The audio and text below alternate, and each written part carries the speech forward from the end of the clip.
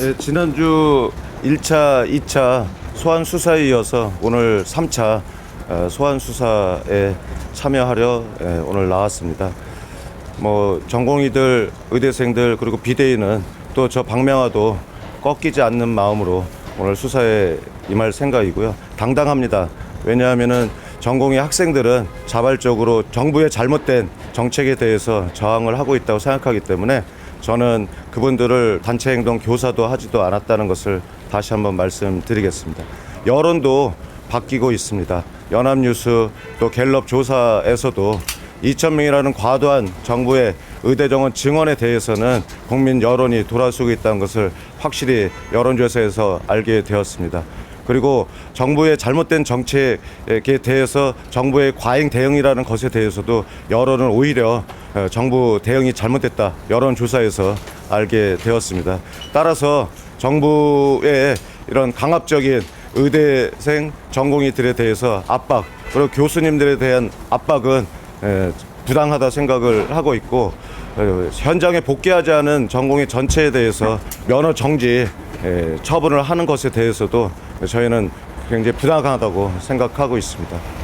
여론이 돌아서고 있기 때문에 정부가 어떤 예산을 사용해서 하는지 모르겠지만 지하철 광고라든지 그다음에 라디오 광고, 그다음에 옥외 광고, 더불어서 아파트 내에 엘리베이터 광고까지 전방위적으로 여론을 호도하고 있고 과연 그 예산은 어디에 쓰고 있는지 모르겠습니다.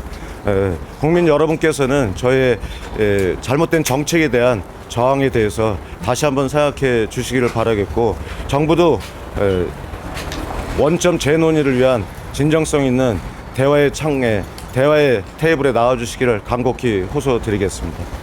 지난번에 2차 조사할 때 저희에 대해서 강압적인 수사가 있었습니다. 7, 80년대 공안 전국의 수사라고 생각할 정도로 저는 굉장히 압박을 받았습니다. 물론 꺾이지는 않았습니다.